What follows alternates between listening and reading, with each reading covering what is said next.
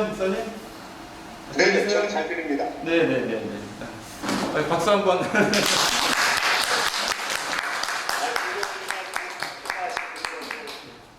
본의 아니게 결례가 됐습니다. 하여튼 뭐 새로운 체험을 지금 하고 있습니다.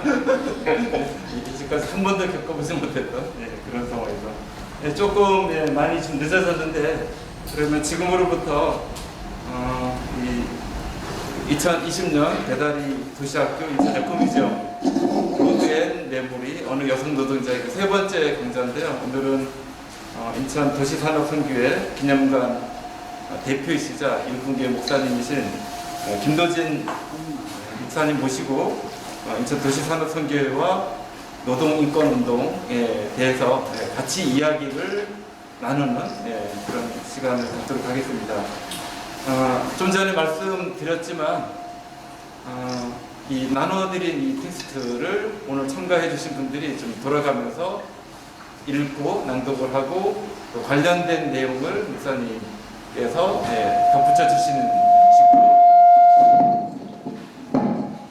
그런 식으로 좀 진행을 할게요. 그러면 먼저 목사님 얘기를 먼저 좀 듣도록 하겠습니다. 목사님을 모시겠습니다.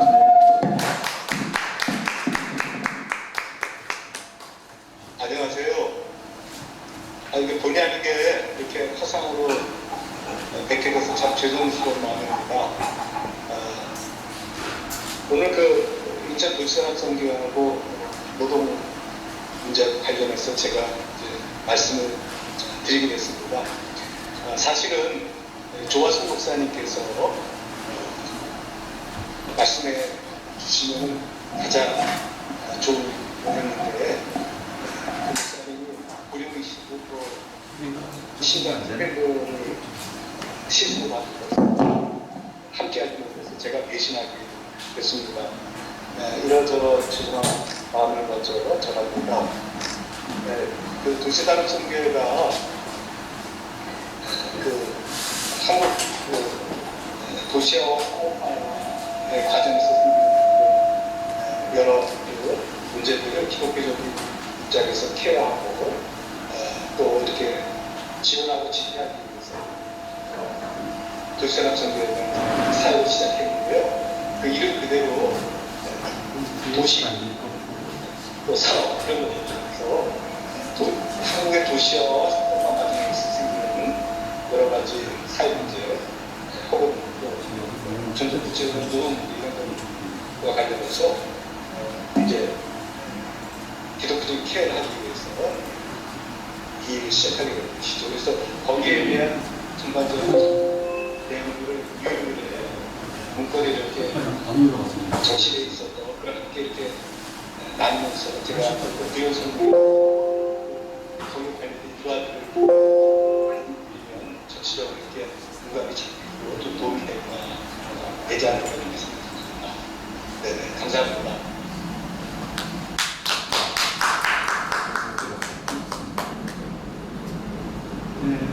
그러면 여기 그 글을 읽는 식으로 할까요?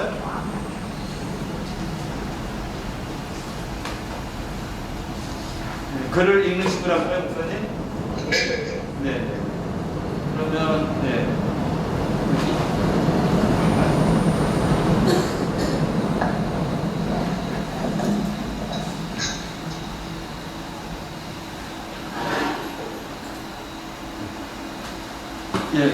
그 첫 번째 장, 1970년대, 80년대 노동자들의 우정풀, 요 챕터를 읽어주실 선생님. 어느 분이 먼저 피부를 끊으실까요? 제가 네, 우리 신동원 목사님. 여기 왔어요. 네, 네. 그냥 읽으면 되죠. 네, 앉아서. 안녕하세요, 선생님. 안녕하세요. 어디까지 읽어요? 네, 뭐 하여튼 읽어보세요. 1970년대에서 80년대 노동자들의 노동자. 지금 또 이게 안 되잖아요. 그러니까 제가 목소리가 크니까 그냥 됐어요. 안 들리면 마스크를 벗을게요. 네. 인천 도시산업선교회 민주화운동 역사의 현장 김기선. 얼굴이 안 보입니다. 인천 노동자 그리고 인간 문제 1934년에 발표된 강경의 소설 인간 문제의 배경은 식민지적 근대화의 관문 인천입니다. 여주인공 선비는 살인적인 노조 탄압의 대명사, 동일방직의 정신인 동양방족의 영웅으로 공장 내 조직 활동에 관여한다. 부두 노동자 첫째는 경성제국 대학생 신철을 만나 의식화되고 파업을 주도한다. 그러나 사랑하는 선비가 폐병으로 죽고 신철마저 전향하자 첫째는 인간 문제는 노동자들만이 해결할 수 있는 것임을 깨닫게 된다. 개항 이후 인천은 일제 군수품 조달 기지이자 수탈항으로서 근대화 자본과 노동자의 대립이 격심한 곳이었다. 서울과 가깝고 국제항까지 갖춘 덕에 대규모 공장들도 많았다. 1960년대에서 70년대 한국 경제의 폭발적인 성장은 공순이 공돌이라는 멸시 속에서 죽음 같은 노동을 감당했던 수많은 산업력군들을 거대한 덩어리로 만들었다. 인천에는 신철과 첫째 선비처럼 인간 문제를 끌어안고 고뇌하는 투쟁하는 이들이 몰려들었고 충돌은 불가피했다. 방현석의 새벽 출정, 정화진의 샘물처럼 같은 노동소설의 주된 대령이었던 노동자 도시, 한때 노동운동의 메카로 불리며 수많은 젊은이들이 청춘을 불사른 도시, 민주화운동 세력이 1980년 5월 항쟁의 좌절을 극복하고 최초로 봉기했던 5.3 항쟁의 도시, 인천에는 언제나 투쟁하는 노동자가 있었고 그들 곁에는 인천도시산업 선교회가 있었다. 챕터 2. 화수동 183번지. 인천시 동구 화수동 183번지. 미국의 선교사 조지 오글 79세가 인천에 정착한 1961년 이후 40여 년 동안 이 지역 주민들과 고락을 같이 해온 인천도시선교회, 이하 인천 산선의 주소다. 최근에 살구색으로 깔끔하게 리모델링 했지만 지하 1층, 지상 2층의 육중한 몸매는 1970년대 건축된 그대로다. 1층 벽면 게시판에 붙은 사진에서 인천 산선의 반세기 역사가 고스란히 드러난다.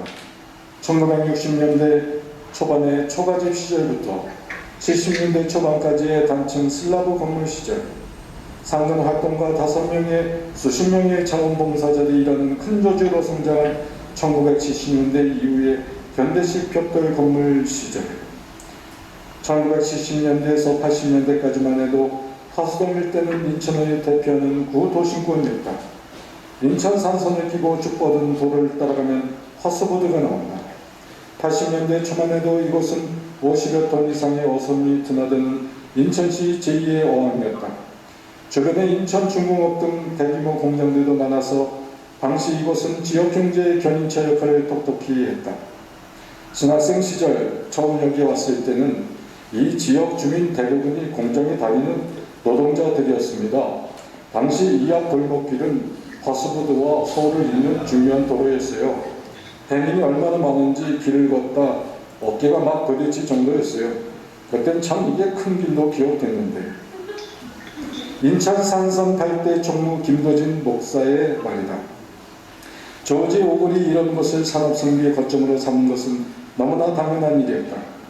그는 처음부터 자신이 해야 할 일을 노동목회라고 굳게 믿었다. 그는 이곳에 교회를 세우기 위해 인천 지역 목사들을 만났다. 전쟁 이후 외국 선교단체의 물질적 후원을 받는데 익숙해져 있던 한국 목사들은 그가 노동목회를 위해 자금을 모아달라고 요청하자 몹시 놀랐다. 그는 부지런히 노동자들을 찾아다녔고 얼마 뒤 인천의 도시산업성비회가 탄생했다. 한국의 산업전도가 시작된 것은 1957년 예수교 장로회 통합이 전도부의 산업전도위원회를 설치하면서부터다. 친족 관계로 얽힌 농촌사회 전도에 어려움을 느끼던 개신교 각 교단은 급증하는 산업인구에 주목하지 않을 수 없었다. 엄밀히 말해 초기 개신교의 산업전도란 이들을 교회로 이끌기 위한 새로운 선교 영역이었으며 개인보험의 역점을 두는 복음전도 성격이 강했다.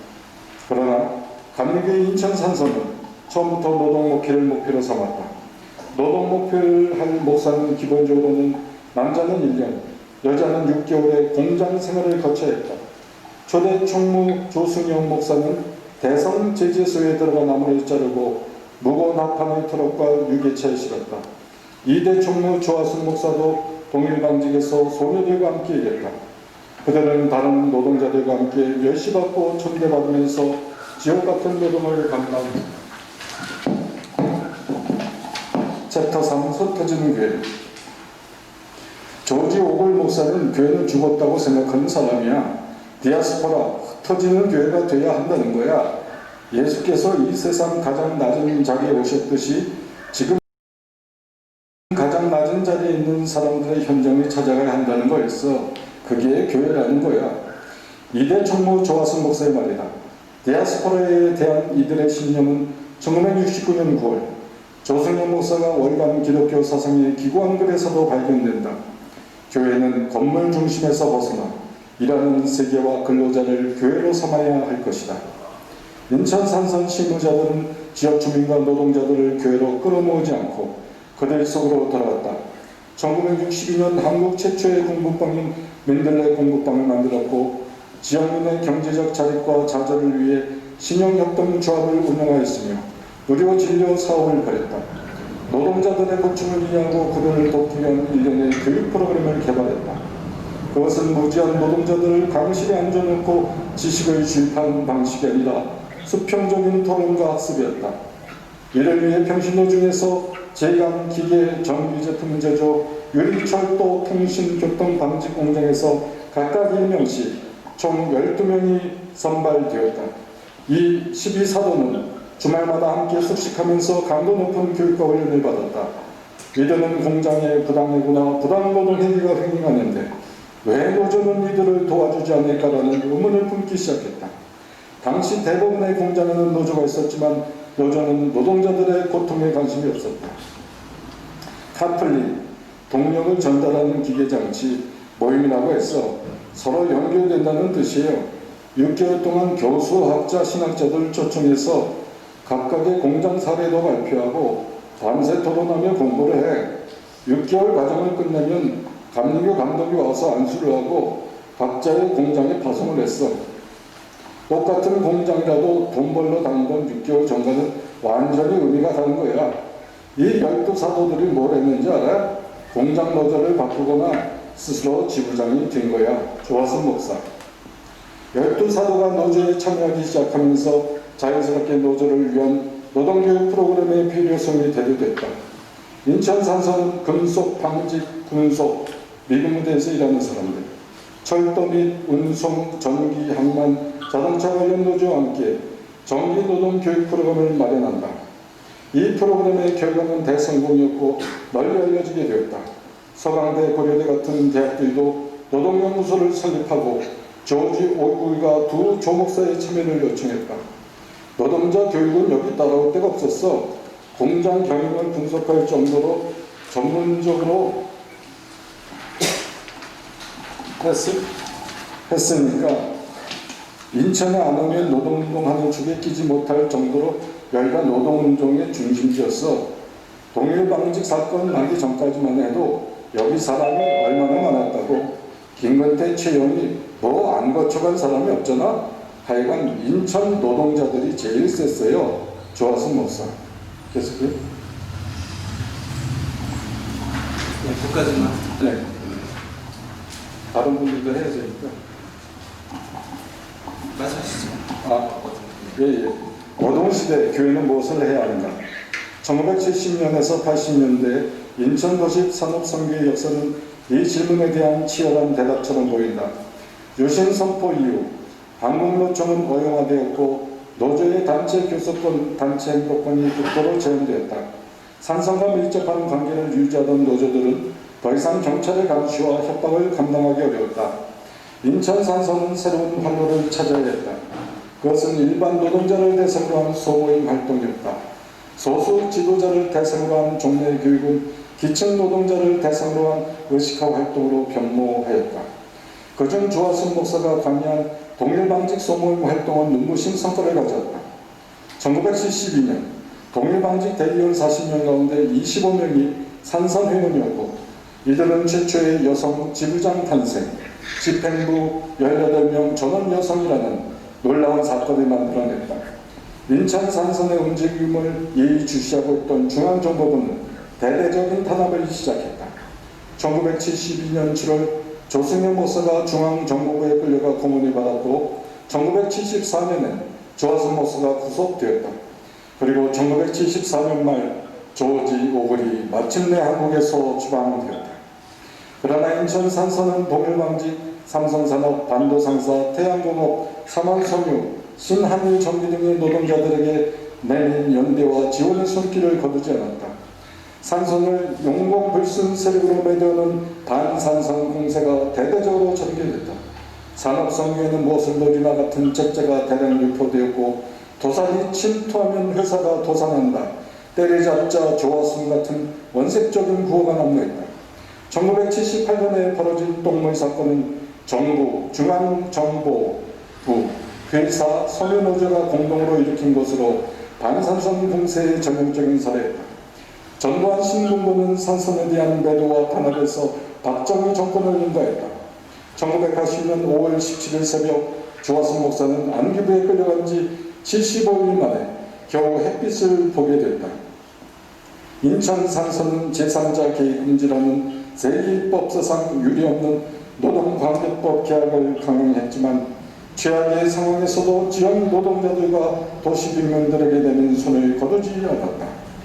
재개발에 몰린 노동선교 현장, 1980년대 중후반부터 노동운동이 폭발적으로 성장하면서 인천 산선은 자신의 역할을 노조와 다른 노동단체에 내주게 되었다. 그것은 자연스러운 변화였다. 챕터 5. 인천 산선은 초기의 직접적인 노동운동 지원에서 일꾼 역사 교실 같은 노동자 문화 사업으로 그리고 현재의 지역사회 복지 사업으로 세 번의 변화를 거칩니다. 그러나 지역 주민과 노동자들의 삶의 질을 고민하는 점에서는 예나 지금이나 똑같다고 봅니다. 김도진 목사. 인천 산선은 1995년 감리교 사회복지선교회로 이름이 바뀌었다. 그 옛날 빨갱이 교회로 유명하던 일꾼교회도 이제 미문의 일꾼교회로 이름이 바뀌었다. 미문이라는 것은 예루살렘 성전에 있는 그 아름다운 문이라는 그런 뜻입니다. 그 미문에 있는 안진뱅이를 고치는 그런 사건이 일었던 것이죠. 출석 성도의 80%가 장애우인 일꾼교회는 먹거리 나눔 운동인 푸드뱅크 사업 등 소외된 지역민과 장애우를 위한 복지사업을 전개하고 있다. 여기가 그 옛날 노동자들이 30-40명씩 먹고 자고 했다는 곳입니다. 산업성교의 건물 이곳저곳을 보여주던 김도진 목사가 취재진을 지하실로 이끌었다. 주방시설을 갖춘 확 트인 지하공간 한 50명은 넣더니 잘 수 있을 것처럼 넓어 보였다.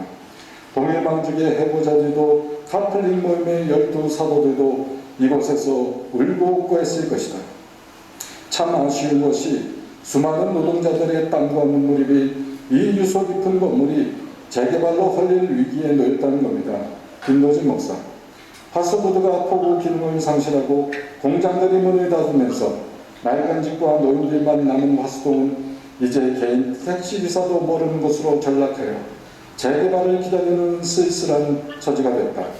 반세기 동안 화수동 187번지를 지켜온 인천 산선도 세태를 따라 다른 곳으로 옮겨가야 하는 것인지 김도진 목사의 고민이 깊다. 산선, 인천 지역 민주화운동의 산증이나 할 이 교회 건물이 민주화 기념지로 남겨져 학생들의 방문교육 현장으로 쓰인다면 더 바랄 게 없겠습니다.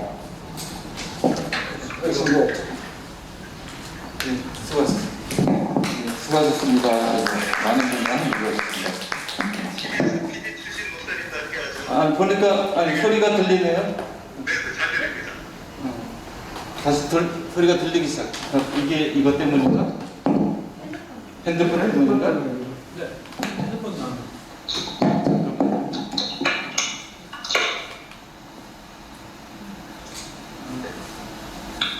예, 그 한 챕터 읽었거든요.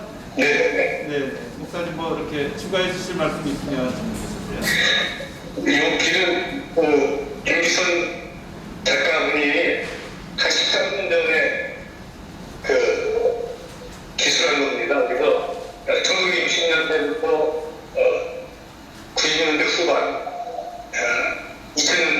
때까지 한 40년간의 기독교 도시사업 선교회의 활동 사역을 갖다가 쭉 이렇게 기술해 준 그런 내용이어서 그 인천도시사업 선교회와 관련한 그 민주동조 운동을 이렇게 간략하게 잘 기술해 준 그런 기사입니다.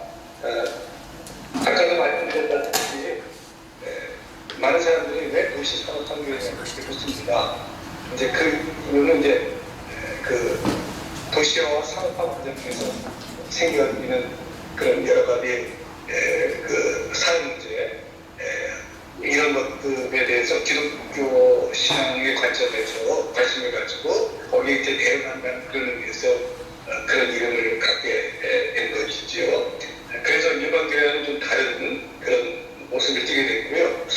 제가 조지 오글 선교사 이분도 미국의 탄광촌에서 태어나신 분이고 미국의 그 산업화 과정을 통해서 미국의 중서부 시카고 지역에서의 여러 가지 그 노동 문제들을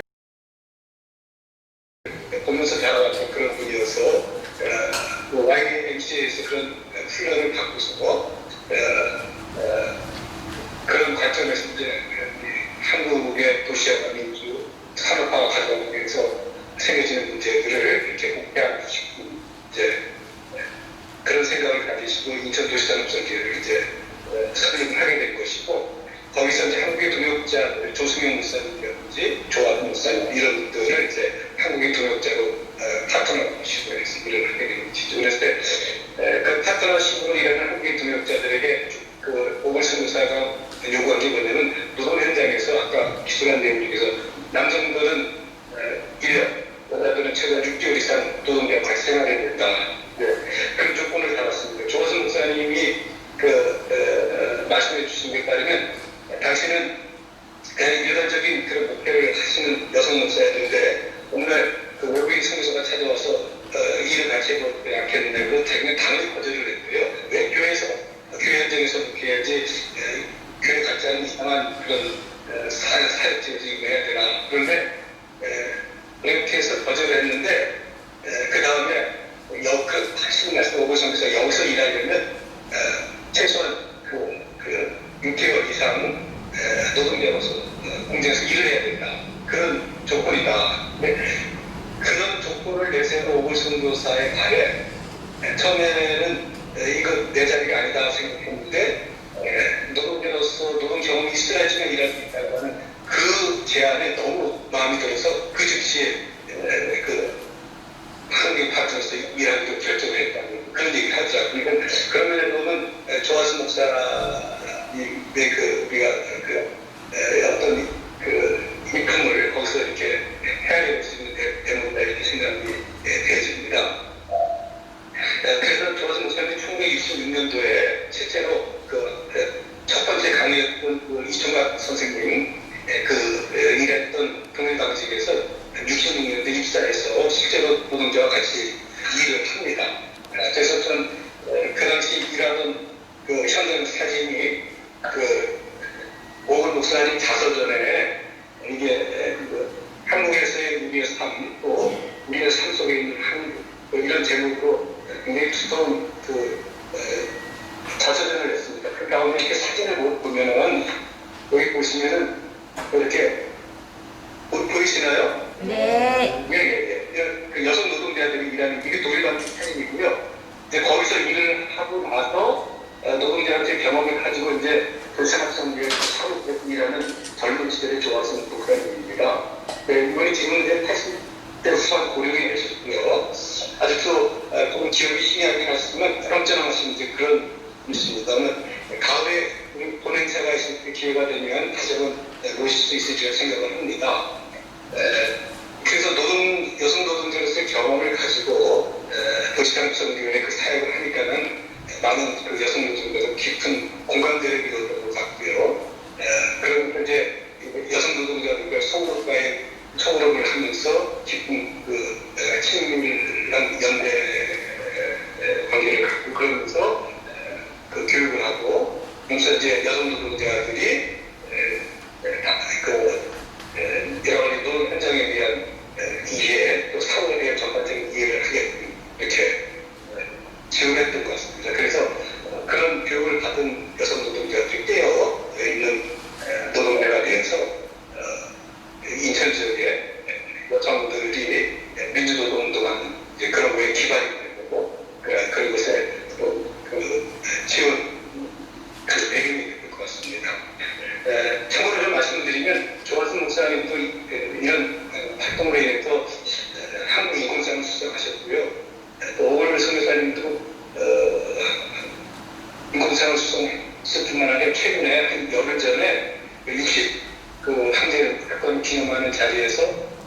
문 대통령이 그런 민주화에 공헌한 분들에서 국민적인 차원에서 우리가 뭔가 감사를 표현해 이제 여러 가지 칭찬이나 포상을 했는데 거기에 이제 도시산업선교에서 설립자이신 오글 선교사, 오글 목사님이 이제 국민 훈장을 받았습니다. 근데 천주교 쪽에서는 신원도 신부님이라고 돌아가셨는데 그분이 같이 이제 수상을 했습니다. 그렇게 수상을 했다고 하는 것은 우리 현대 한국 사회가 이런 오글 선교사라든지 신원도 신부라든지 이런 노동자들의 깊은 관심을 가지고 또 민주화 과정에 깊은 애정을 표했던 그런 사람들 그런 분들의 도움을 많이 들었다라고 그런 오피스텔을 그런 식으로 갖고 표현한 거 아닌가 이제 그런 생각이 들어서 그분이 갖는 그런 공헌들을 우리가 지금 이렇게 좀 편안하게 살 수 있는 좀 이만큼 살 수 있는 것의 그 기반이 그런 사람들의 희생이 있었다라고 생각되게 됩니다. 이렇게 해서 그냥 이렇게 전반적인 한 40년 동안에 인천 도시산업선교에 대한 사회에 대한 전반적인 기술을 마치고요. 다음번에 이제 여기 지식인으로서 참여했던 종교인으로 참여했던 조화순 목사님과 대담한 그런 기사가 있습니다. 또 그 기사를 보면 앞서 신 목사님께서 낭독해 주신 그거를 좀 더 깊이 숙분적으로 좀 이렇게 발표가 되리라고 생각합니다. 어느 분이 한번 읽어주시고 혹시 나중에 질문 있으면 또 같이 이렇게 말씀도 나누면 좋겠습니다. 감사합니다. 예, 고맙습니다. 예, 어느 분이 읽어주시겠어요? 여성분이랑 주로 네, 선생님, 공경 선생님인데.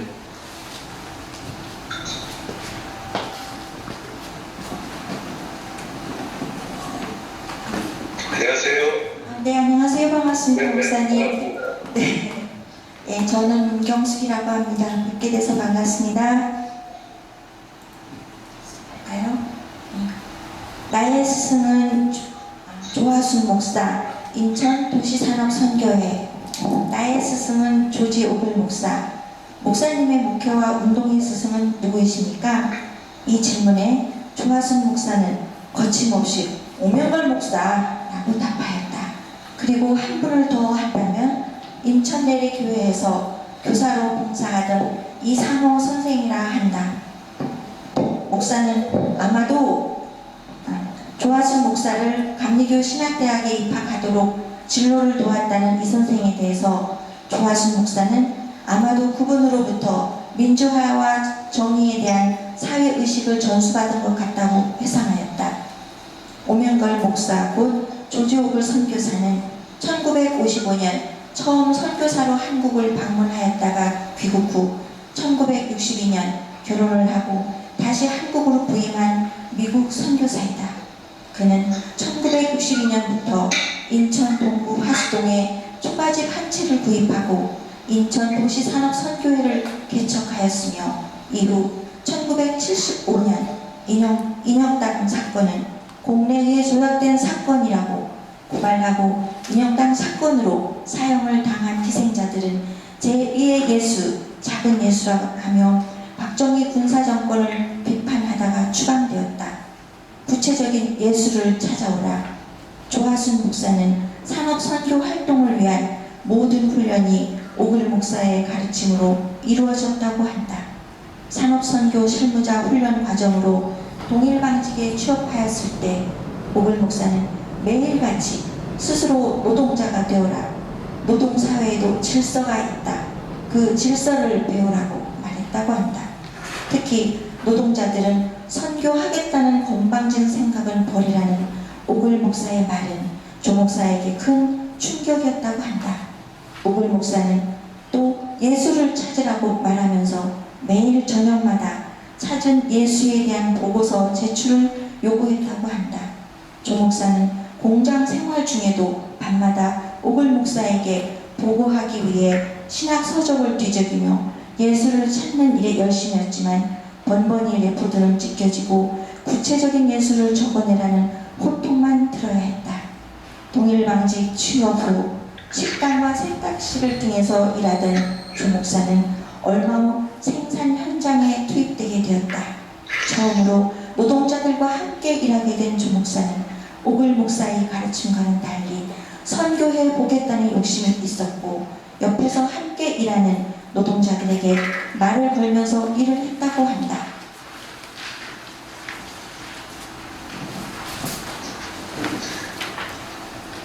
그런데 잠시 후 반장의 카랑카랑한 목소리가 들렸다. 무슨 일인가 두 번 거리는데 반장은 바로 조 목사 자신을 향해서 말하고 있었다. 근무 시간에 무슨 말이 그렇게 많아? 말하지 마! 그래서 다시 말없이 일만 하는데 점심시간이 지나고 오후 2시쯤 되었을 때 또 반장의 신경질적인 목소리가 다시 들렸다. 조 목사 뒤로 돌아온 반장은 갑자기 조 목사의 양팔을 붙잡고 세게 흔들어대면서 지금 뭐 하는 거야? 하며 소리를 지르는 것이었다. 잠시 후 알게 된 이유는 계속 서서 일하던 조 목사가 자기도 모르는 사이에 허리를 라인에 기대고 있었기 때문이다. 가장 구박받는 노동자가 바로 예수. 너무나 창피하고 억울해서 그 다음부터는 일하는 중에 눈물과 콧물이 범벅이 되어 흘러내렸다고 한다. 아마도 그 기억이 지금도 생생한지 이 대목에서는 말하는 조 목사의 눈이 충혈되었다. 주체할 수 없을 만큼 울고 있을 때 갑자기 큰 소리가 들렸다. 내가 목사냐? 조하순 목사는 바로 그때 조조글 목사가 그토록 강조했던 노동자가 되라. 선고하려는 건방진 생각을 버리라는 이유를 알았다고 한다. 그래, 나는 목사가 아니다. 나는 노동자다. 조 목사는 바로 그때 구체적인 예수를 드디어 찾았다고 말한다. 구체적인 예수는 가장 구박받는 노동자라는 사실을 알게 되었다는 것이다. 이 경험을 조하순 목사는 자신이 두 번째 회심 사건이라고 소개했다. 그리고 조 목사의 경험을 조하순 목사는 자신의 두 번째 회심 사건이라고 소개했다. 그리고 조 목사는 그날 밤부터 매일같이 구체적인 예수를 보고하였다. 그리고 그 구체적 예수들은 훗날 한국 노동운동 역사상 처음으로 여성으로 이루어진 노동조합을 결성하기에 이른다. 이식화 교육론의 최초 실천가 조하순 목사는 노동자들과 함께하면서 파울로 프레이리 페다고지의 의식화 교육 방법을 실천했다고 한다. 조 목사가 나름대로의 교육 방식을 설명하는 내용으로 보아 조 목사는 페다고지라는 책을 읽고 배웠다기보다는 그 방법에 대해 교육을 받은 후 몸소 실천한 것으로 보여진다. 실제로 조 목사는 파울로 프레이라는 희미하게 기적하지만 페다고지라는 책 이름은 알고 있지 못했다. 조하순 목사가 말하는 초기 산업 선교의 의식화 교육은 이렇다. 나는 노동자들에게 무엇을 가르치기보다는 토론을 많이 시켰어. 노동자들과 만나면 먼저 노동이 뭐냐는 질문을 슬쩍 하지. 그러면 노동은 신성한 것이다. 가치를 만드는 귀중한 것이라는 등 원론적인 이야기가 막 나와. 그런 다음에 다시 물어. 너희들에게 노동은 어떤 것이냐고. 그러면 자기들 이야기를 하기 시작해. 노동은 너무 힘들다. 노동자는 사람 대접도 못 받는다. 월급이 너무 적다는데 말이야. 그러다가 정말 노동하기 싫다는 이야기까지 나오지. 그러면 다시 물어. 그러면 어떻게 하면 좋을까? 결국 노동자가 단결해야 한다. 노동조합을 만들어야 한다는 이야기가 그들의 입에서 나오는 거야. 처음엔 이렇게 나와 함께 이야기하다가 어느 정도 기간이 지나면 자기들끼리 토론을 하게 돼. 그러면 정말 깜짝 놀랄 이야기들이 그 토론 속에서 나오는 거야. 대학생 출신 몇 명이나 되죠? 이렇게 토론을 통해 각성한 노동자들은 이후 실제로 동일방직 노동조합의 핵심 운동가들이 되었다. 이들 노동자들이 해고자가 되어 있을 무렵 서울대학교 학생들이 산업선교회를 찾았다. 조하순 목사는 서울대 학생들과 동일방직 노동자들을 함께 토론하게 해줬다고 한다. 처음에는 대학생들 위주로 진행되던 토론이 시간이 지남에 따라 점점 노동자들 주도권을 가지고 토론이 진행되었다. 이 무렵 대학생 한 명이 조 목사를 조용히 불러 밖으로 나갔다. 그 대학생은 대뜸 조 목사에게 저기 여자들 중에 대학 출신이 몇 명이나 있냐고요? 하고 물었다. 한 명도 없다는 말에 거짓말하지 말라며 계속 추궁을 했다고 한다. 그러다가 거짓말하지 말라며 계속 추궁했다고 한다. 그러다가 자기 노동자들은 대부분 국민학교 졸업이고 일부만 중학교를 졸업한 사람들이다. 대학생은 한 명도 없다는 조 목사의 설명을 듣고 그 대학생은 이제까지 내가 서울대학을 다닌다는 이유로 나보다 더 뛰어난 사람들은 없다고 생각하며 살았다.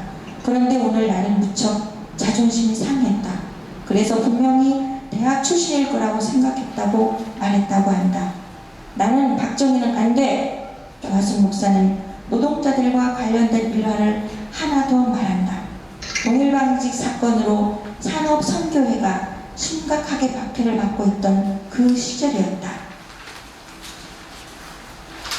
이미 산업선교회 총무로 활동 중이던 조하순 목사는 밤마다 동원된 불량배들이 찾아와 선교회관의 유리창을 깨뜨리고 욕을 해대며 위협하던 시기에 실무자들도 대부분 그런 분위기를 이기지 못하고 떠나버렸다고 한다. 조 목사가 가장 무섭고 외로웠을 때라고 말하는 그 즈음 동일방직 노동자 3명이 산업선교회 내에 있던 조 목사의 방으로 찾아왔다. 그중 한 명이 대뜸 목사님도 우리를 무시하고 있다며 조 목사를 힐난하고 같이 가지 않겠다고 선언을 하고 나가버린 것이다. 그들이 돌아간 후에 조하순 목사는 평생 동안 가장 많이 울었다고 한다.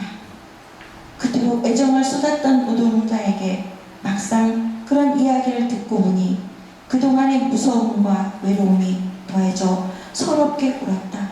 한동안 울다가 조 목사는 갑자기 크게 소리를 내질렀다고 한다. 나는 박정희는 안 돼! 지식인은 스스로 내려와서 대등해져야 울며 생각하는 동안 불현듯이 박정희와 내가 똑같다는 생각이 드는 거야. 박정희가 국민들에게 이래라 저래라 하는 것처럼 나도 노동자보다 내가 더 나은 사람이라고 생각하고 그들에게 가르치고 지시하려고만 했고 제대로 하는지 못하는지 판단만 하려 했던 거야. 그때 나는 박정희를 제일 미워했거든. 그러니까 꽤 고함을 지른 거야. 나는 박정희는 안 돼 하고 말이야. 조하순 목사는 그때 내려오는 운동을 해야 한다는 것을 깨달았다고 한다. 하나님의 아들 예수가 인간으로 내려왔던 것처럼 스스로 내려와서 대등해져야 한다는 것이다. 조 목사는 특히 지식인들이 태도에 따라서 세상이 변화한다고 말한다. 지식인들이 반성하고 스스로 내려와서 노동자들과 대등해져야 한다는 것이다. 이렇게 내려오는 운동은 지금도 여전히 유효하다고 조하순 목사는 강조한다.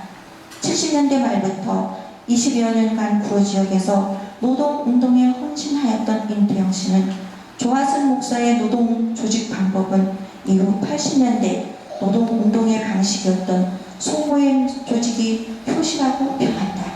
취재에 동행했던 인 씨는 실제로 소모임 조직론을 인천도시산업선교회에서 선배 운동가들이 보고서를 통해서 습득하게 되었다는 경험을 소개하면서 조 목사 등의 초기 노동 운동 활동가들의 운동 방식을 발굴하고 재평가하는 일이 시급하다고 말한다. 감사합니다. 네, 감사합니다. 굉장히 감동적인 그런 조하순 목사님과 관련된 대담이다.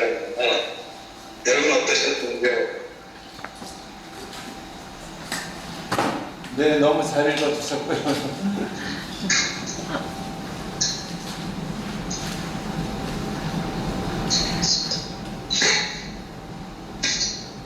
조하순 목사님과 관련된 그런 이런 이야기는 조하순 목사님이 중앙정부에 이렇게 강제로 연행돼서 구금돼서 어려움을 겪으시고 공무도 받으셨는데 그때 이제 강제 된 여러 운동가들이 대부분 남성들이었어요. 그래서 고문을 하는데 조화성 선생님이 하기에 자기는 다른 남자들의 고문을 좀 약하게 하는 거고요. 그래서 고문을 하려고 하는 그 저한테 술을 걸어주면서 이 사람아 왜 고문하는데 남녀를 찾으래? 이렇게 가지고 콩을 쳤다는 겁니다. 또 그런 일화가 있어요. 그리고 조화성 선생님과 관련해서는요. 어떤 얘기가 되면 중앙정부부가 안기부가 인정한 목사 이렇게 재미난 그런 표현이 있습니다. 안기부에서 도산 진짜 목사다. 안기부원들이 중앙정부에서 공문을 하고 또 단체 혹은 안정부이사로 이렇게 표현을 하면서도 그 중앙정부 직원들이 내심 저 사람 진짜 목사가 진짜 중교인이다. 그런 평가했던 것 같습니다. 이제 그런 일화가 생각이 그 다음에 여러분들 보시면 전면에 보면 이렇게 외국인 사진이 걸려있는 거 있죠? 보이시나요? 전면에 이렇게 강사 앉는다. 전면에 보면 그 사진 하는데 그게 이제 인혁당 사건과 관련해서 정지호를 선교사랑 친구의 꽃다리입니다. 1974년도에 인혁당 재건위원회라고 하는 그런 전략적 사건이 있었는데요. 그때 많은 사람들이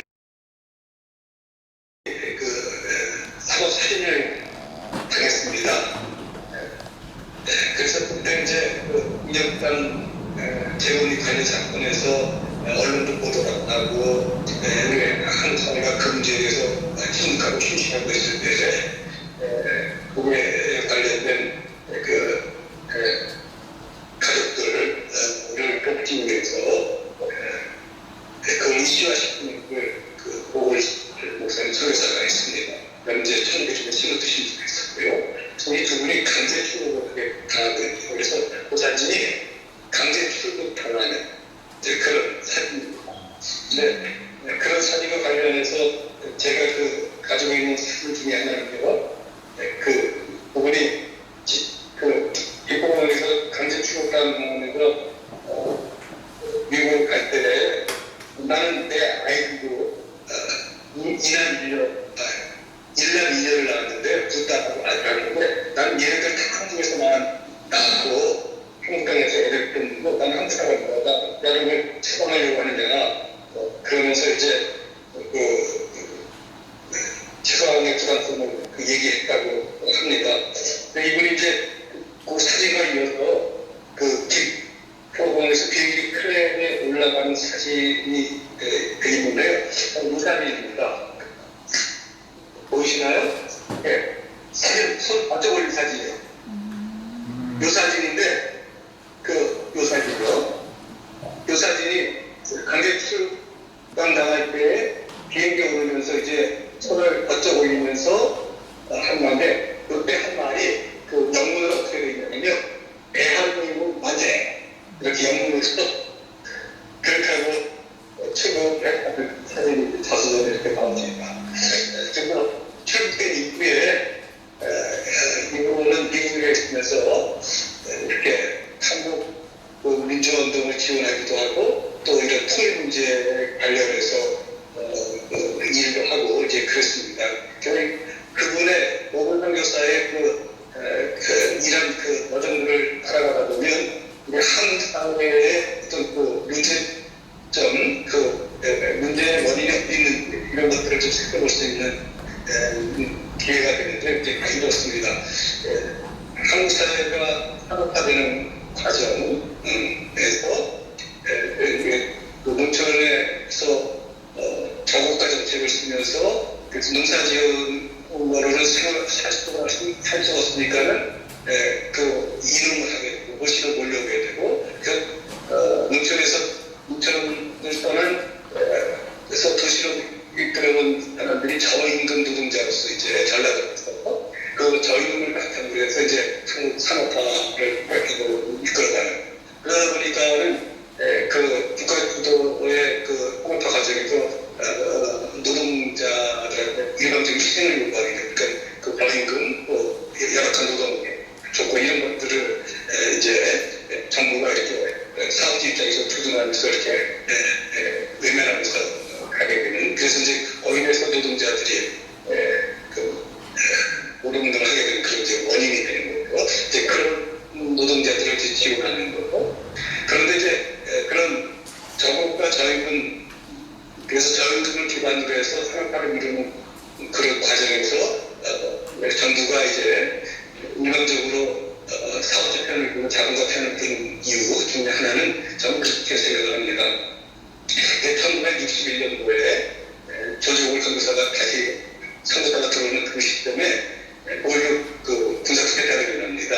우리 정권이 정통성이 없으니까 뭔가 성과물을 내야 되니까 성과물을 내서 우리나라에 우리 잘하고 있다라는 것을 보여주려고 하다 보니까는 어떤 정통성을 갖지 못한 정부의 어떤 조급함 뭐 이런 것이 일방적으로 자본가 편을 보이면서 저임금 노동자들을 이렇게 착취에 관해서 산업화의 성과를 이루려고 했는데 그런 거 아니겠느냐 생각이 들고요. 그런 사회 문제를 보고서 이제 공교사들이 조참선교회가 거기에서 노동법을 지원하고 노동운동을 지원하게 된 거라고 생각을 합니다. 그리고 이제 오 선교사님이 한국 민주화 과정 속에서 정부가 이제 민주사들을 타락하는 것으로 이제 인혁당 재건이 사건을 조작하게 되는데 그와 관련해서 이제 그 가족들을 돕는 일을 했다고 하는 것은 한국 사회 보수를 이렇게 짊어지고 있는 노동자들 혹은 지식인들을 그 부산업단계로 그 오신도가 이제 비원하고 도왔다라고 그런 의미를 했고요. 이분이 강제 수감당하고 미국에 간 후에도 통일 문제에 대해서 관심을 갖고 지원했거든요. 그래서 한국 사회의 어떤 문제점들이 또 금방 이런 것들도 한국 사회의 어떤 모습이 아주 중요한 그 원인을 제공하고 있다고는 그런 그 판단을 해서 한국 통일운동을 미국에 거주하면서 도와본 것 같습니다. 그리고 오일동 교사의 쭉 사역의 여정을 보면 우리 한국 사회의 어떤 그 변화 과정 이런 것들을 이렇게 추적해 볼 수 있는 그런 힌트를 많이 얻습니다.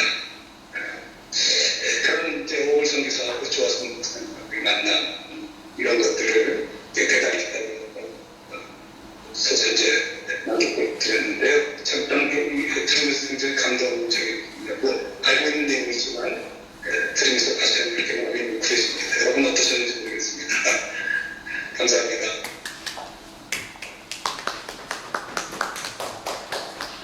윤 대표님, 제가 잠깐만 얘기를 드리면 서서 해야 돼요? 네. 앉아서 해야 됩니다. 서서 해야 됩니다. 그 이제 조지 오웰 목사님에 대해서는 김도진 목사님이 설명을 잘 해드리셨어요. 근데 이제 조화선 목사님이 여기 좀 모셔야겠는데 목사님이 그 심장에 그 문제가 있어서 이제 그 수술하고 그래서 그리고 이제 연세가 좀 많습니다. 그리고 이제 서울의 그 서대문 형무소 옆에 보면 그 민주화 운동 했던 분들 위에 그 숙소 같은 게 있는데 거기 지금 살고 계세요. 근데 좀 오실 수 있으면은 저라도 모시고 왔으면 했는데 못 오시게 됐는데 아까 얘기했던 그 조화순 목사님이 중앙정보부가 인정한 목사라는 그 대목이 어떤 거냐면은 대부분의 목사님들 이런 민주화운동을 했던 분들이 오면은 특히 대부분 남자 아닌가 남자들 오면 중앙정보 들어오면 이제 일단 씨앗이가 된대요. 예, 그리고 고문받고 뭐 이렇게 또 여러 가지 구타 이런 것들이 있는데 거기에 대해서 좀 약간 굉장히 겁을 많이 낸다고 합니다. 그런데 조화선 목사님은 거기에 그야말로 겁대가리 없이 나가서 막 큰 소리를 친 거죠. 자기도 어떻게 그랬는지 모르겠어요. 자기도 겁난대요. 근데 사람들을 막상 만나게 되니까 어떤 하늘에서부터 내려오는 힘이 자기 가운데 임해갖고 그래갖고 이제 막 큰 소리를 치고 막 그렇게 얘기를 했다는 거죠. 그래서 그 사람들이 얘기하기를 당신이 진짜 목사다. 당신은 하나님만 두려워하지 사람을 두려워하지 않는다. 그래서 진짜 목사라는 그런 인정을 받게 되는데, 조하순 목사님은 어떤 분이냐면은 지금 볼 때는 좀 여걸 같은 모습이 있어요. 그리고 말도 선동적으로 하고 굉장히 말씀을 잘합니다. 힘들고. 그런데 이분이 원래는 굉장히 곱게 자란 분입니다. 부잣집에서 자라서 그 당시에 유치원을 다녔고 그거는 구두를 신고 그리고 양장을 하고서 학교를 다녔어요. 그랬던 분인데 이제 강리교 신학대학에 와서 신학을 하고 그 다음에 이제 나중에 이제 목회를 하게 되죠. 목회를 하게 되는데 그때 갔던 곳이 뭐냐면은 저 반월 그쪽에 있는 다롤교회입니다. 다롤교회인데 시골에 좀 어촌 같은 그런 교회죠. 갔는데 작은 교회였죠.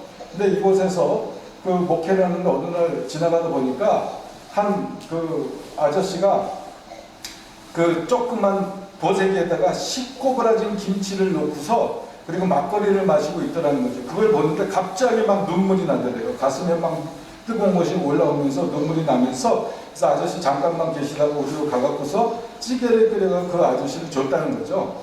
그게 뭐 전도한 것도 아니에요. 그런데 이런 일을 하면서 사람들이 점점 교회에 나오기 시작해서 그 당시에 감리교에서 가장 사람들이 많이 나오는 교회 중에 하나가 됐어요. 제가 알기로는 한 300명 거의 그 정도 되는 출석을 했는데, 그 당시 1960년대 뭐 이때 그 정도 그 시골에서 이렇게 다닌다는 거는 지금 뭐 신도시 됐지만은 그건 굉장히 대단한 거죠. 그래서 조하순 목사님 원래 굉장히 곱고 문학소녀 같고 부잣집에서 곱게 자랐던 분이었는데, 중요한 거는 그런 사람들을 바라볼 때 가슴속에서 올라오는 그 뜨거운 그것들이 결국은 산업선교 현장에서 그 여공들을 바라보면서 같이 올라왔던 거죠. 그리고 이것이 힘을 갖게 되었을 때 이것이 용기로 나타났다는 겁니다. 그래서 저는 생각할 때 혁명이라는 것은 뭐냐, 투쟁이라는 것은 뭐냐, 우리가 논리적이거나 아니면은 어떤 의지력이 강해서 되는 것이 아니고, 우리 옆에 있는 사람들을 뜨겁게 사랑할 수 있는 그 가슴이 있는 사람들이 그 사람들의 아픔을 자기 아픔으로 느꼈을 때 그때 혁명이 일어나지 않겠는가 하는 그런 생각을 하게 됩니다. 그래서 혁명은 심장을 가진 사람만이 할 수 있다는 그런 생각을 하게 되고요. 제가 그래서 이 자리에서 이런 얘기를 해도 되는지 안 되는지 모르겠지만 그래도 이제 좀 잘 안 들리고 그래갖고 제가 좀 잘 들릴 수 있는 그런 얘기들을 하면 좋겠다는 생각이 들어서 말씀을 드렸습니다. 더 자세한 내용은 나중에 조하순 목사님이나 김도준 목사님 통해서 얘기를 들으시면 굉장히 좋을 것 같습니다. 감사합니다.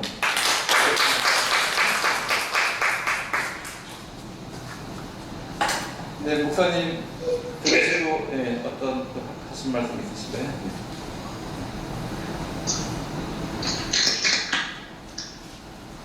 제가 잘 듣지 못해서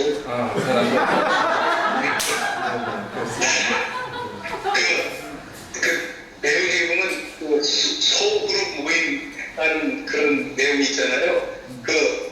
지금 정면 왼쪽으로 보시면 그 벽면에 사진 안에 묻혀져 있는 거 있잖아요. 거기 보면 이렇게 여성분들 이렇게 젊은 여성들 모여서 사진 기념사진 찍은 사진이 있습니다. 그게 바로 그 소그룹 모임. 네, 맞습니다. 무슨 민들레 모임, 무슨 모임을 해가지고 소그룹 모임을 했던 그 사진 중에 하나가 걸려 있습니다. 보면. 예, 지금 보고 있어요. 네네. 네.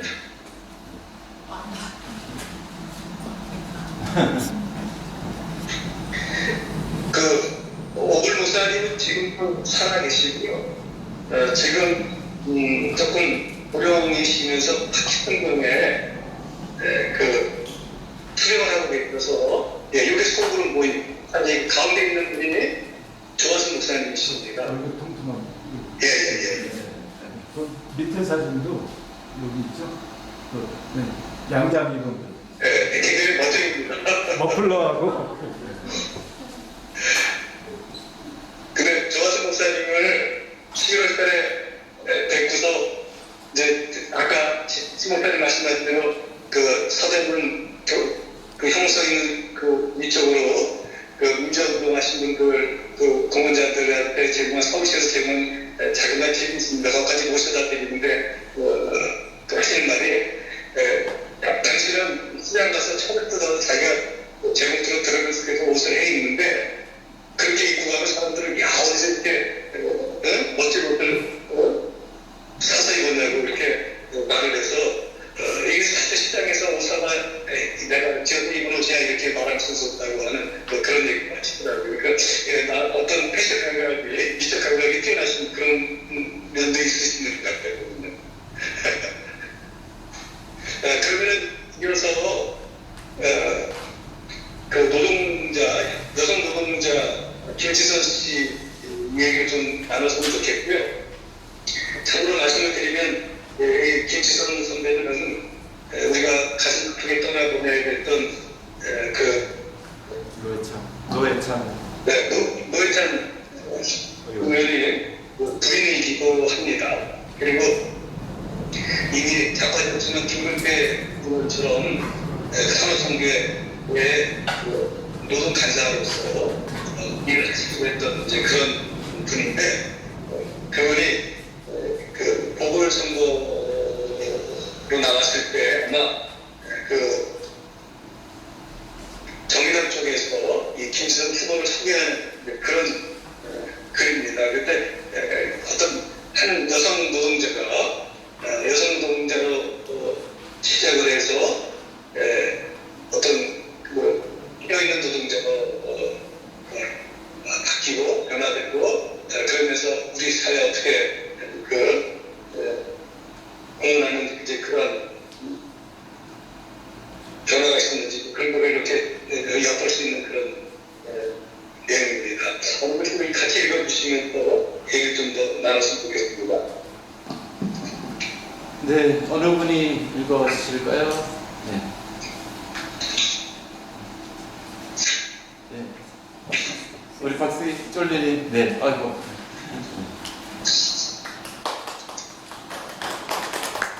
우리 박수희 쫄리님께서 우리 나중에 24일 때는 공연에도 참여해 주실 계획이십니다.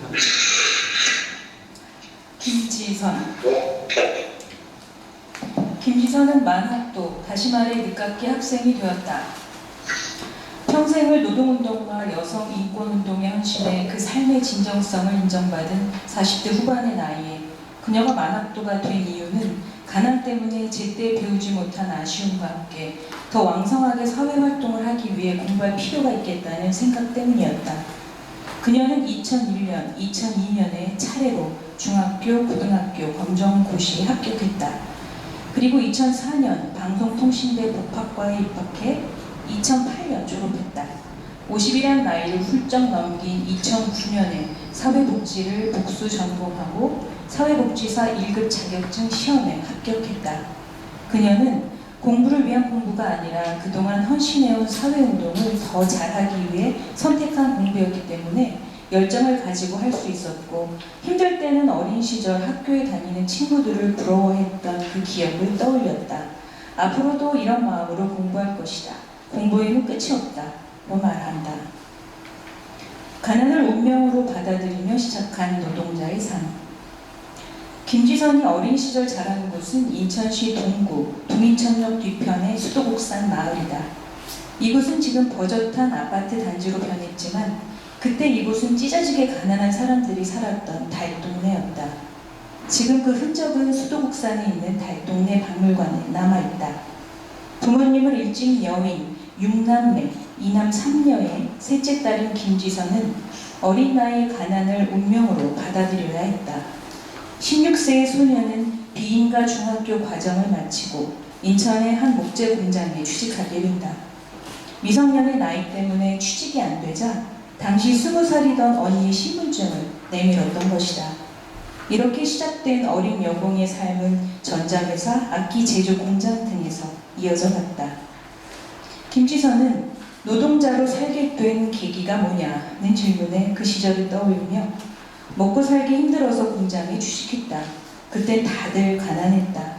취직해서 돈 벌어야 했고 그래서 적은 월급을 받으면서도 열심히 일했다. 생각해보면 그때 그렇게 일한 노동자들의 희생이 지금 우리 경제 발전의 밑거름이 되었다. 답한다. 전태일이 분신한 1970년도 이후에도 노동자들의 노동 조건과 환경은 열악했으며 김지선 후보의 여공 시절 삶에는 그녀뿐 아니라 그 당시 노동자들의 희생과 70년대 우리나라 경제 성장의 역사가 배어있다. 동일 방직 문제 해결하라. 고 외친 인천 노동운동의 큰 누나, 큰 언니. 김지선은 1970년대 중반을 지나며 노동자에서 노동운동가로 변신한다. 먹고 살기 위해 시작한 노동자의 삶이었지만 그냥 한 사람의 노동자로 살아가기에 당시의 노동 조건은 열악했고 노동자들의 관리는 너무나 무참히 짓밟혔다. 김지선은 저 임금은 말할 것도 없고 당시 섬유 공장 안의 온도는 늘 32도가 넘었다. 손먼지가 심하게 날렸으며 커다란 기기에서 내는 굉음 때문에 귀가 아플 지경이었다. 고 회상한다. 또 회사와 어용노조, 정부는 노동조합을 와해시키기 위해 혈안이 되어 있었다. 1978년 2월에 일어난 인천 동일방직 똥물 사건은 노조 파괴를 위한 조직적 폭력 사건의 대표적 사례이다. 김지선과 5명의 여성 노동자들은 1978년 3월 26일 부활절 새벽 50여만 명이 모인 여의도 광장 연합예배 도중 단상에 올라가 CBS 라디오 생방송 중계 중 마이크를 잡고 노동 3권 보장하라, 동일 방직 문제 해결하라, 우리는 똥을 먹고 살 수 없다 등을 외치며 동일 방직 사건의 진실을 알리다가 연행되어 구속되었다. 김지선은 이렇게 부당한 현실을 바로잡아 노동자들이 자신의 권리를 누리며 인간답게 사는 세상을 만들기 위해 매진했으며 이후 전두환 군사 독재 정권 하에서 한 차례 더 구속되고 수배되는 어려움을 견디면서 인천 해고노동자협의회 사무국장, 인천 여성노동자회 회장 등을 맡아 활동했다. 김지선 후보는 이 과정에서 자신이 얻은 인천 노동운동의 큰 누나, 큰 언니라는 별명에 대해 그저 마음 뿌듯하다는 짧은 한마디를 환하게 웃으며 말한다. 여성 노동자들의 문제를 전문화하기 위해 여성인권운동 시작. 성공회 대학교 노동대학 학장이자 한울노동문제연구소 소장인 하종강 소장은 김지선 후보의 노동운동 선배이다. 그는 김지선 후보가 여성인권운동을 시작한 배경을 이렇게 설명한다. 김지선 씨는 여성 노동자들이 활동을 오래 하지 못하고 떠나야 하는 것이 너무 아쉬웠다. 여성 노동자들의 문제를 전문화하는 것이 필요하다고 생각했다. 인천에서 민중연합 여성위원회와 함께 여성의 전화를 설립하는 일에 주도적으로 참여하게 되었고 인천 여성의 전화에서도 운영위원과 부회장을 맡았다.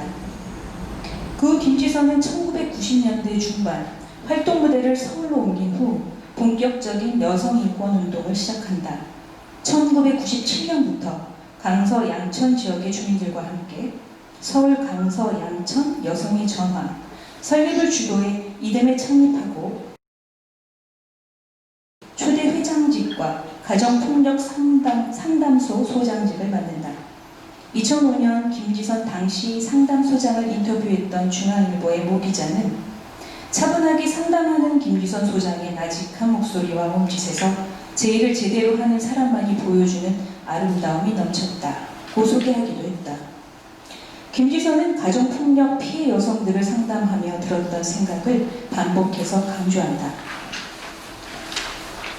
당시 여성에 대한 가정폭력, 성폭력으로부터 여성들을 지키려면 사회적으로 더 많은 보호장치가 있어야 하고 그만큼 진보 정당이나 시민운동에 더 많은 관심과 교육 프로그램이 있어야 한다고 생각했다.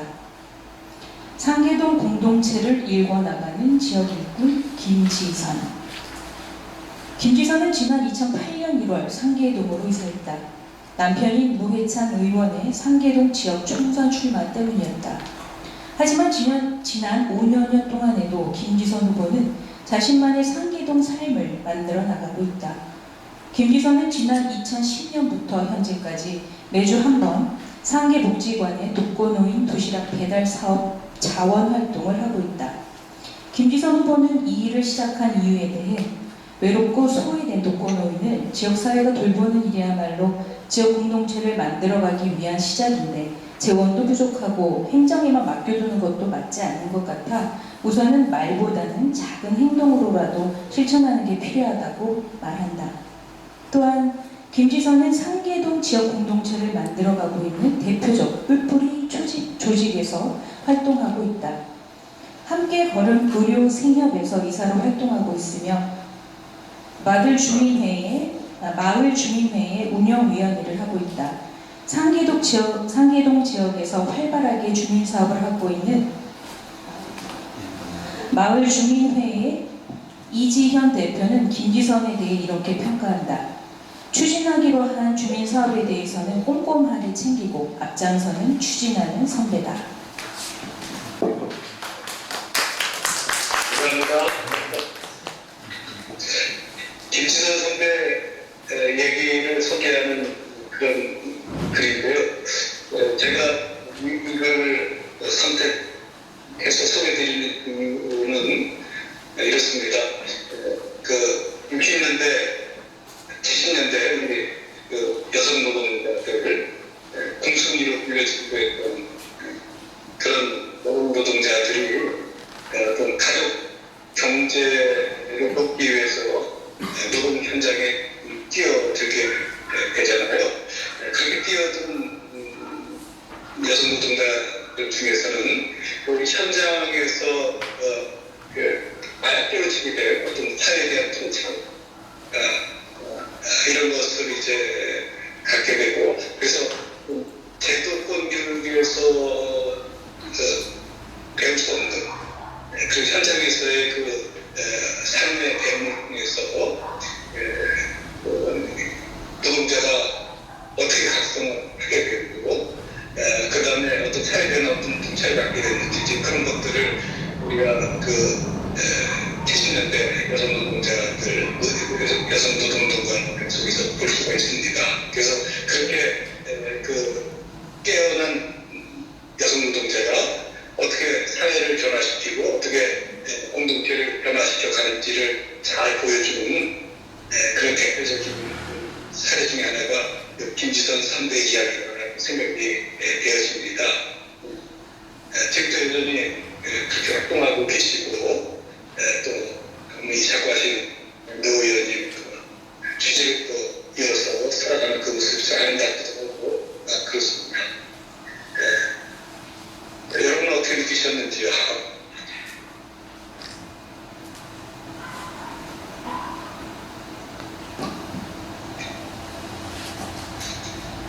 혹시 이 말씀 주신 것에 대해서 방금 느끼신 거나 또 궁금하신 거 있으면 여쭤봐 주시면.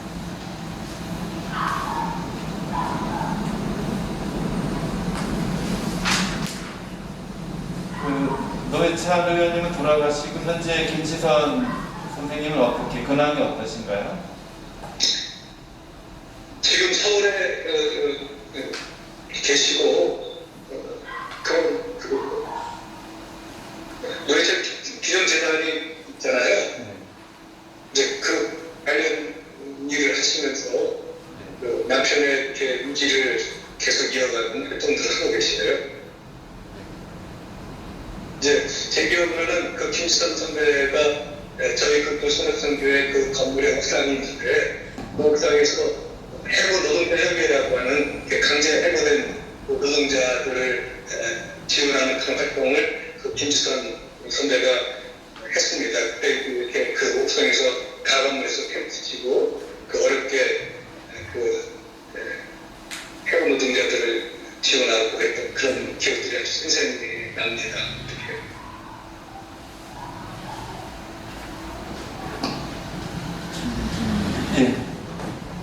질문 받아주세요. 네, 안녕하세요, 목사님. 저도 노동자이고요. 그 노동운동에 90년대, 90년대에 노동운동을 했다면 제가 속한 그런 걸 텐데요. 지금 그 많은 선배 노동자분들께서 치열하게 살아왔고 그 부당한 그 노동 현장에 대한 투쟁들을 많이 해왔는데 지금도 어떻게 보면은 그때와 이제 크게 다르지 않다라는 생각을 가끔 해봅니다. 여러 가지 저도 그 비정규직 차별 철폐 운동이랑 뭐 이런 걸 참여해봤고요. 현재는 지금 학교 비정규직입니다. 그래서 저희 그 돌봄 전담사들 초험 문제나 여러 가지 부당한 문제들에 대해서 교육청 앞에서 시위도 해보고 나름대로 목소리를 내려고 노력을 해보는데도 꼭 누구 하나가 어디 올라가서 내려오지 않고 그곳에서 1년 넘게 살고 있어야 되거나 아니면은 정말 그 목숨까지 내놓아야만 뭔가 조금의 어떤 변화를 보이려고 그 하는 제스처가 보이는데요. 그 당시에 그 노동운동, 특히 여성 노동운동 현장을 비교해 봤을 때 그때와 지금의 여성 노동자들의 그 상황이 좀 어떤 부분이 좀 달라졌는지, 그리고 또 하나는 앞으로 좀 제가 생각하는 그 여성 노동운동은 60, 70년대, 80년대 초까지는 정말 치열하게 살았고 치열하게 현장 투쟁도 많이 했는데 그런 부분들이 지금 많이 퇴색되어 가고 있다고 생각합니다. 그리고 많이 그 여성 노동 지도자들이든 뭐 민주노총이든 한국노총이든 많이 관료화돼 가고 있어서 실질적으로 현장에서 부딪히는 그 노동자들이 그 마음에 와닿는 아니면 그 아픈 곳을 만져줄 수 있는 그런 의지들이 저는 지금은 되게 없다고 보거든요. 어느 순간에 목소리를 내다가도 정부와 그다음에 관련 기관과 좀 야합을 하고 단합을 하고 결국에는 그들의 어떤 요구에 끌려가고 있는 그런 모습들을 볼 때 정말 많이 실망했고 많이 상처도 받았고 그래서 지금은 여성 노동운동에 참여하지 않고 있습니다. 않고 있고 그냥 저 나름대로 그냥 묵묵히 소리 없이 들어주는 자연을 위한 운동에 좀 동참을 하고 있는데 목사님께서는 그 치열한 현장에서 함께 했던 그 당시에 여성 노동 그 지도자들의 모습과 지금 현재의 그 21세기를 달려가고 있는 노동 지도자들은 좀 어떤 상황에 있는지 좀 목사님께서 느끼시는 바를 좀 말씀해 주시면 좋겠습니다. 저는 일단은 그 노동운동가는 아니기 때문에 거기에 대한 적절한 답변이 될 수 있을지 모르겠지만 여기 제가 이렇게 좀 한 발 떨어져서 이렇게 하는 입장에서는 그렇습니다. 지금 말씀하신 선생님의 그 얘기에 대해서 전체적으로 공감을 하고요. 그런 공감 속에서 제가 이제 그 어느 여성 노동자에게 제안한 이유 중에 하나가 어떤 그 노동 문제는 본질적으로 크게 변화된 건 없다. 이제 그런 판단을 저는 하고 있는 것이죠.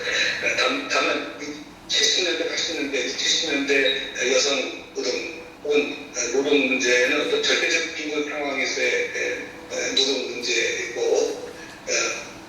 2000년도 이후의 상황, IMF 이후의 상황에 이런 거는 어떻게 보면 상대적 빈곤, 먹고 사는 문제는 해결됐지만 그 이상의 문제가 해결되지 않던 상대적 빈곤 상황에서 맞닥뜨리게 되는 어떤 노동 문제, 여기 어떤 절대적 빈곤 상황과 상대적 빈곤 상황의 그 상황의 차이만 있지, 그 속에서 이렇게 나타나는 그 노동 문제의 본질은 하나도 변화된 것이 없다라고 생각을 하고요. 그런 면에서 일단 그건 많은 우리 국민들이 얘기하듯이 그 민주노총이 과거 70, 80년대 그렇게 치열하게 노동문제였던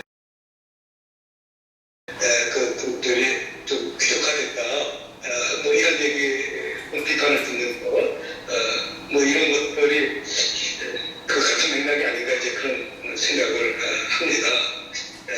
그래서 저는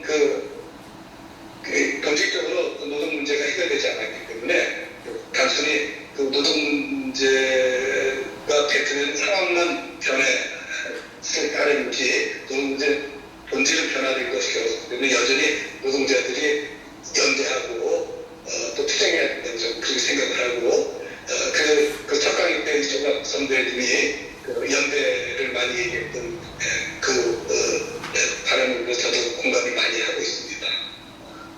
뭐 저처럼 답변이 됐을지 모르겠지만 그렇지만 그 노동 문제의 본질은 변하지 않았다고 생각하기 때문에 저는 제 입장에서 인천도시산 같은 균형관을 섬기는 입장에서 과거의 여성 노동자와 현재 그 여성 노동자들이 이렇게 만날 수 있는 장을 좀 마련해야 되겠다. 그러면은 과거 얘기지만 과거 얘기가 과거로 끝나지 않고 오늘의 얘기가 되는 거고, 오늘의 얘기, 오늘의 노동 문제도 같지만 계약직 문제 뭐 이런 거 같지만 사실은 과거의 노동 문제하고 똑같다라고 하는 것을 서로 확인을 하면서 그러면서 과거의 여성 노동자들의 그 경험과 현재 여성 노동자들의 그 경험을 함께 나누고 그러면서 뭔가 여기서 뭔가 나오지 않을까, 그런 면에서 어떤 그런 물리적인 공간을 좀 마련했으면 좋겠다 이런 생각을 하는 거죠. 그래서 뭐 그런 거 물리적 공간을 마련한다는 게 뭐 쉽진 않지만 제가 그 생각에는 그냥 정해진 길에 여성 노동자들이 걸었던 길, 투쟁하면서 걸었던 길, 그리고 쫓기듯 걸었던 그 길을 갖다가 현재 노동자들하고 가보니까 같이 그 경험들을 얘기하고 그 사회 얘기들을 풀어나가다 보면 거기서 깊은 연대가 형성이 되어지고 그러면서 뭔가 또 다른 사회 변화를 이끌어내는 힘이 나오지 않을까, 이제 그런 기대를 가지면서 이제 이런 일을 하게 되는 점. 감사합니다. 네네.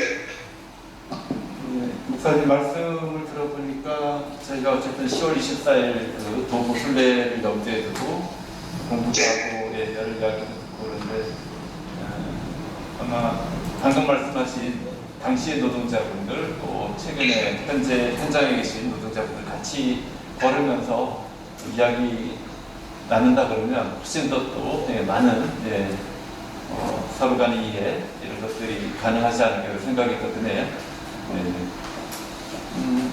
또 지금 뭐 상당히 조금 이렇게 소통에 이렇게 지금 장치가 좀 원활치 못해서 불편함은 있는데 그럼에도 불구하고 궁금하신 거 있으면 한번 질문을 좀 받겠습니다. 없으신가요? 네. 아무래도 조금 뭐 이렇게라도 어쨌든 할 수 있어서 다행이긴 한데 아무래도 직접 함께 같은 자리에서 함께 하는 것만은 여전히 조금 이렇게 아쉬운 부분이 좀 있네요. 오늘 뭐 준비하느라고 또 좀 늦어지기도 하고 하여튼 마이크 상태도 조금 원활치는 못한 그런 상황에서 어쨌든 끝까지 이렇게 자리 함께 해주셔서 감사드리고요. 그리고 목사님도 자가격리 잘 마치시고 다음 주에는 함께 뭐 자리 할 수 있으면 하는 좀 발음 전해봅니다. 잘 안 들리시는 것 같아요. 아니, 다음 주는 가능할 겁니다. 아, 그래요? 네. 다음 주에. 정말 오늘 아주 죄송스러운 마음입니다. 정말 거기 가서 말씀을 드리고 또 나눠야 되는데 그러지 못해서 정말 죄송하고요. 이 코로나 전국이 뭔지 시국이 뭔지 아주 사람을 당황시키는 게 아주 묘한 재주가 있습니다. 그 코로나가요. 뭐 앞으로 뭐 자주 뵐 날 많이 있으니까 남은 일정도 많고요. 네. 그래서 뭐 못다한 이야기 궁금한 거는 또 차후 하나씩 또 나눠보는 식으로 그런 시간 가졌으면 좋겠습니다. 네. 감사합니다. 네. 그리고 저기 뭐 여기 이다솜 씨가 늘 이 시간을 위해서 열심히 그 음식을 준비를 하고 그런데 드시고 가시고요. 그리고 또 다음 주에는 그 유동현 관장님 모시고 그 노동자와 또 그 피난민들의 그 주된 생활 근거지죠. 만석동과 화수동의 여러 이야기를 듣는 시간을 마련했으니까 아마 다음번에는 직접 오셔서 함께 나눌 수 있지 않을까 그렇게 좀 생각을 하고요. 그리고 매번 저희가 어떻게 하다 보니까 마치고 이렇게 같이 기념사진을 찍는데 오늘은 이렇게 목사님은 이렇게 화면으로 저희는 실제 현장에서 이렇게 같이 같이 모여서 한번 한 사진을 한번 담아보는 그런 식으로 한번 해보겠습니다. 한번. 여기 앞으로 한번 그렇게 같이 나가주셔서 목사님 가운데 같이 시켜주시면. 이거 목사님은 찍어주시면.